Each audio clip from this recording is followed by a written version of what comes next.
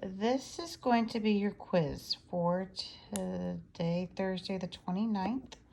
I will go through most of this problem with you, the 4 problems that we have here, leaving you to do a little bit of it by yourself. So go ahead and get out your piece of paper.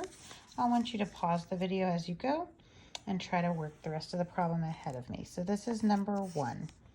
Go ahead and write it down, pause it if you need to, start working the problem. I have a negative out in front here, and then this square root of 4 will become a square root of -1 and a square root of 4.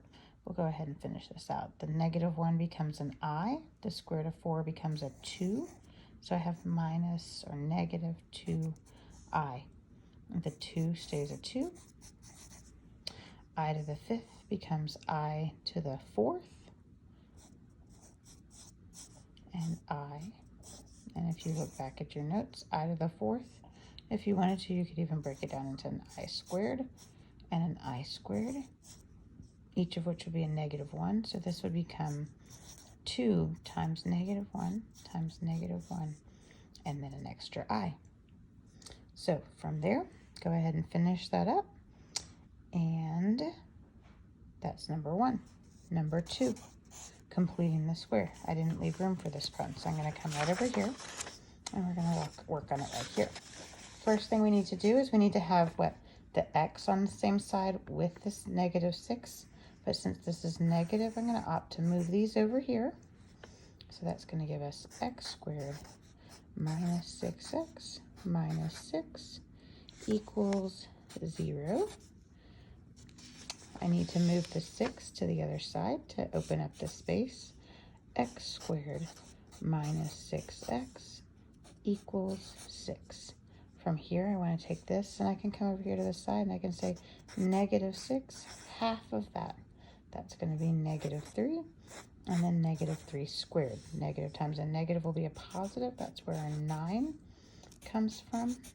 And this -3, remember when we did it in class, I told you if you'll go ahead and do this step first, half of -6 is -3, -3 squared is 9. That'll fill in all your blanks there. Okay, and then over here we need to add this together. Now what? You know how to finish this square to both sides. Remember, the square root could be either a positive or negative, and go ahead and finish that one up. Pause the video here to start number 3. Hit play to make sure you've got everything going right. We're solving for m. M is what we're looking for.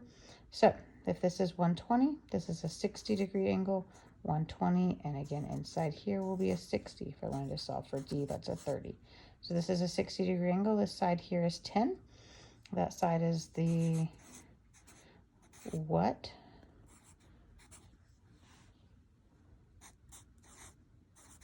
Adjacent side, and we need to find the hypotenuse. So that looks like a cosine issue there. So cosine 60 equals 10 over m. All right, remember we've talked about this. If you thought about it this way, you could switch these two around. So we'd have m equals 10 over cosine 60, and go ahead and finish that. Number 4. You've got a square root inside a square root. These both need to become 3. So 3, how many times is 81? That would be 3 to the 4th power.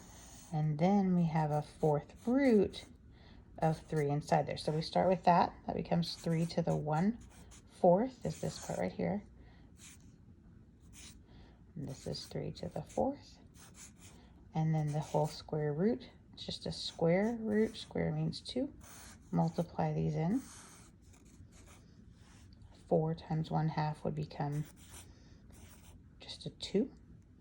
And then this would be 1/8. Finish it up by adding your exponents.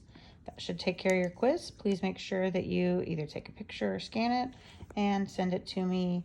Text is great. That way I can check it right away. We'll have a good weekend. Remember, lesson 52 is due on Monday.